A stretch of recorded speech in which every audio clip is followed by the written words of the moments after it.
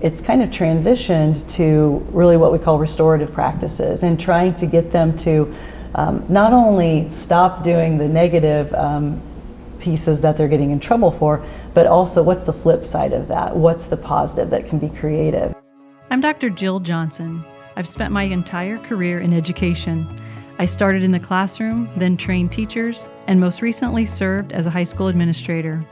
Now I help highlight the stories, struggles, and successes in educating the next generation of content creators. Welcome to CGTV. Dr. Jill Johnson, it is fun to be with you on the first episode of CGTV with you. We have a lot to talk about. Just this week, we had a Supreme Court ruling that came out talking about some significant discipline issues in schools. And we'll get into some of that, but with your background, you've come in with studying student-generated content, and as both a teacher in the classroom and an administrator, we have a lot to talk about in these social media scenarios. So why not pull on your most recent experience being an administrator and talk a little bit about discipline. How did this strike you this week, thinking about discipline in social media? What sorts of things came to your mind? Sure, that's kind of a loaded question. It's good to be here on this first episode and hopefully the first of many. But I would say every administrator in the country probably their first thought when that Supreme Court ruling came down was, thank goodness that wasn't me in my school, and also connected with an event that had happened in their school previously, because we've all had those, we have to make those decisions. Every administrator's been trained in that Tinker versus Des Moines Board of Education landmark case. We all know about it. It's our guideline for when we're making decisions of things that have happened either inside or outside of school and how it's affecting school. So as an administrator, I think when I think about maybe the most recent case, we had an issue with Snapchat where a student was videoed inappropriately and without their consent and used. And I think really the coolest part of it is that the culture that we created at our school was that students reported it right away. They heard about it, they maybe saw it, and they reported it. So within a day, we were able to talk to the students who had posted the video, get it taken down, take care of it right away so that it didn't spread even more. And so I think that was one that we were able to handle quickly and seamlessly, but that doesn't always happen that way. Sometimes it's a lot messier. Usually it's a lot messier. Yeah, well, and Dr. Jill, when you were an administrator, you were also helping students generate content.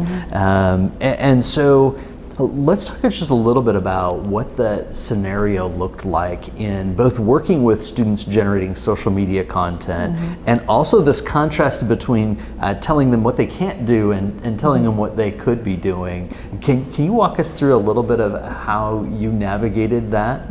Sure. So when we think about social media and social media with teenagers especially, we think the negative. We immediately go to the negative. But students are creating a lot of really cool content, maybe different from what we would create, but that's what makes it so unique and focused on their generation. And so when we ask them to create content for our school, it really takes them out of that me society, taking selfies of me and talking only about me. I'm now talking about something greater than myself and other than myself, and having to create that content. So when we empower students to do that, it's really pretty amazing what they can create and also the story that they can tell. Because if they're just the voice of Jill compared to the voice of the Blue Jays, all of a sudden that changes, and that persona that they create and want to be a part of is bigger than themselves, and they're more diligent in what they're going to produce. They think about it through a different lens, and then consequently, I think they ask themselves those same questions then when they're posting for their own brand and going back to their own social media and what they're developing. So it's really an amazing transformation to see when you empower students to do that. Well, I love the way that you focused on the positive, and it really, both when you were using Class Intercom, and we engaged a number of times when you were using that with students, but also I know that things weren't probably always rosy. You smile a lot, and you did then too, but I want to understand a little bit about when there were scenarios in which there was a discipline issue. How did you handle those, and how did you handle those differently, having this opportunity? So I think over the last 5 years, it's really changed and we've really evolved. So 5 years ago, if we had a student who was in trouble for some type of social media infraction that then, whether it was on a school device or trickled into the school, and so we had to take action, disciplinary action, it was shutting down their rights on their computer, maybe even taking their device away, monitoring those kind of things. And so it's kind of transitioned to really what we call restorative practices, and trying to get them to not only stop doing the negative pieces that they're getting in trouble for, but also what's the flip side of that? What's the positive that can be creative? And so usually when we do something, when students do something, they're doing it to get attention, right? People do it to get attention. And so in this case, they're maybe posting something negative, maybe it's something about someone else or making fun of someone else, that's typically it.